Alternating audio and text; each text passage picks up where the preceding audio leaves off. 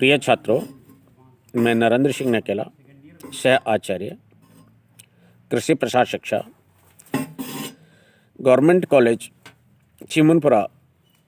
आज हम बीएससी एजी honours part first के human values and ethics course में चैप्टर नंबर 8 जो कि अभिप्रेरणा या मोटिवेशन का है के बारे में डिस्कस करेंगे। सबसे पहले हम प्रेरणा या मोटिवेशन का अर्थ क्या है इसके बारे में चर्चा करेंगे। फिर कुछ महत्वपूर्ण लेखकों के द्वारा, ऑथर्स के द्वारा जो मोटिवेशन की परिभाषाएं दी गई हैं उनको आपके सामने प्रस्तुत करेंगे। So first of all we will discuss about the meaning of motivation, अभिप्रेरणा का अर्थ। अभिप्रेरणा का अर्थ, जब हमें किसी वस्तु की आवश्यकता होती है तो हमारे अंदर उसकी एक इच्छा उत्पन्न होती है। इसके फलस्वरूप ऊर्जा उत्पन्न हो जाती है जो प्रेरक शक्ति का काम करती है। प्रेरणा इन इच्छाओं, आंतरिक प्रेरकों तथा क्रियाशीलता का सामूहिक रूप है। उच्च प्रेरणा हेतु उच्च इच्छा चाहिए जिससे अधिक ऊर्जा और गतिशीलता उत्पन्न हो। अप्रेरणा शब्द का अंग्रेजी समानार्थक शब्द मोटिवेशन है, जो लैटिन भाषा के मोटम शब्द या मूवर्स शब्द से बना हुआ है, जिसका अर्थ है टू मूव, अर्थात गति प्रदान करना, या इनसाइट टू एक्शन मीन्स कार्य करने के लिए प्रेरित करना होता है। अतः प्रेरणा एक संक्रिया है जो जीव को क्रिया के प्रति उत्तेजित तथा सक्रिय करती है। अप्रेरणा एक आंतरिक शक्ति है जो व्यक्ति को कार्य करने की गति प्रदान करती है।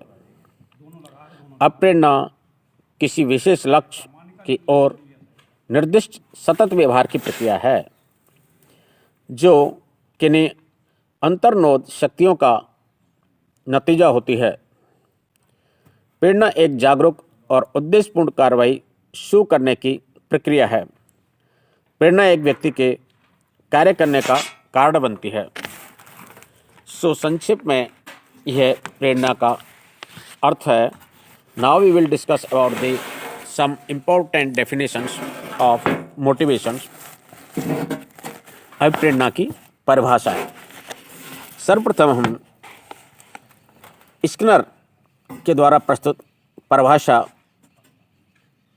प्रस्तुत कर रहे हैं।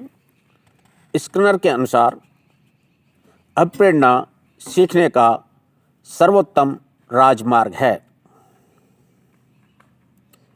Means motivation is the highway of learning।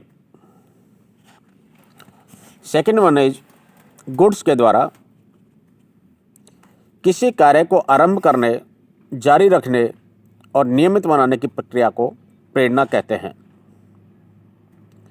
तीसरी परिभाषा मैकडूगल के द्वारा दी गई है, वो इस प्रकार है। अप्रेरणा वे शारीरिक और मनोवैज्ञानिक दशाएं हैं जो किसी कार्य को करने के लिए प्रेरित करती हैं। वुडवर्थ ने अप्रेरणा को इस प्रकार परिभाषित किया है।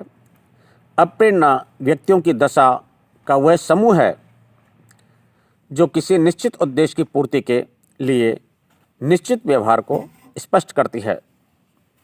इसी क्रम में गेट्स व अन्य ने अप्रेरणा की परिभाषा इस प्रकार से दी है।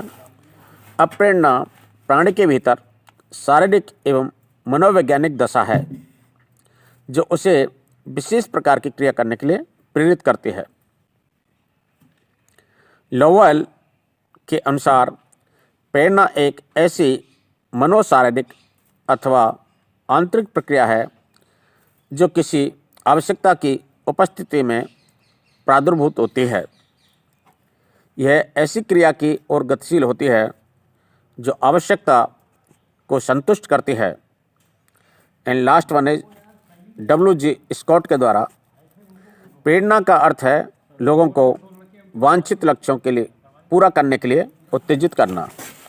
तो ये कुछ विभिन्न लेखकों के द्वारा प्रस्तुत महत्वपूर्ण अप्रेरणा की परिभाषाएं थी।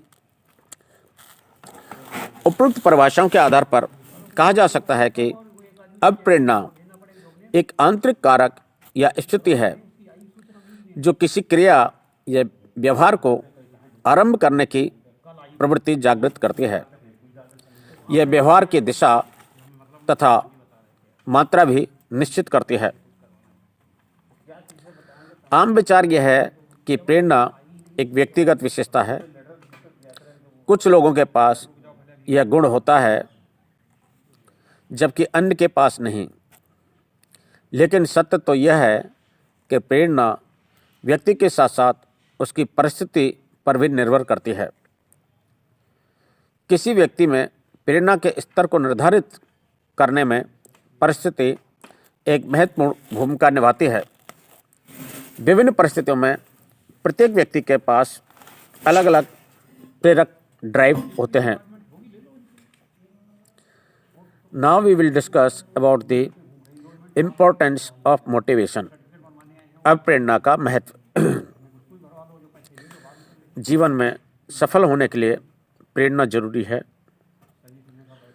इसलिए प्रेरणा का जीवन में महत्वपूर्ण स्थान है।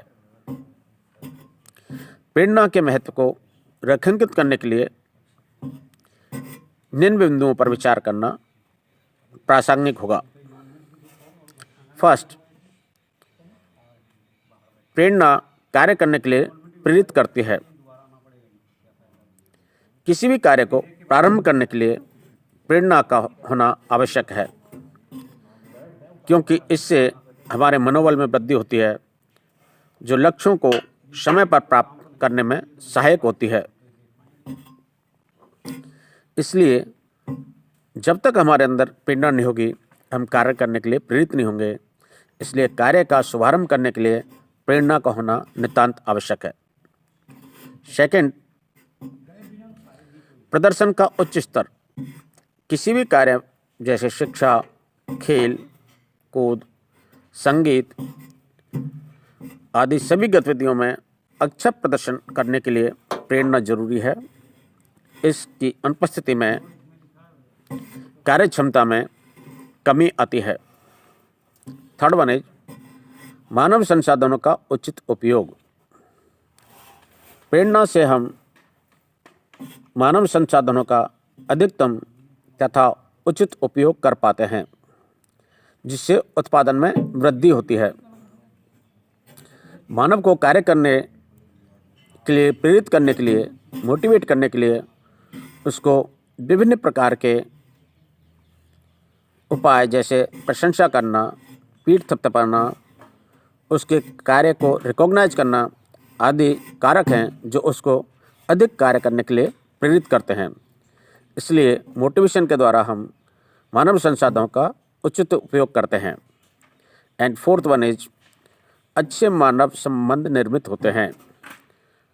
अच्छे आपसी संबंधों को बनाए रखने के लिए प्रेरणा जरूरी है, ताकि आपस में मधुर संबंध हो, सहयोग का भाव हो एवं सभी एक दूसरे के सहायक के रूप में कार्य करें। इसलिए प्रेरणा है वो ह्यूमन अफेयर्स को इम्प्रूव करने के लिए अति आवश्यक है। इससे मानव संबंध हैं वो अच्छी प्रकार से बनते हैं, आत्मीयता तक का भाव होता है और हम एक दूसरे का सहयोग करने के लिए प्रेरित करते हैं। Now we will discuss about the process of motivation.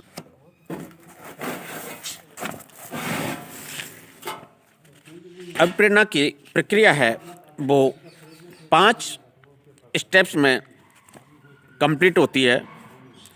Kunj and डॉर्नेल के निम्नलिखित तरीकों से संतुष्टि प्रेरणा की प्रक्रिया को श्रृंखला के रूप में प्रदर्शित किया है। फर्स्ट ऑफ ऑल आवश्यकता, सेकंड वन इच्छा, थर्ड वन इज तनाव, फोर्थ वन इज कार्रवाई और फिफ्थ वन इज संतुष्टि.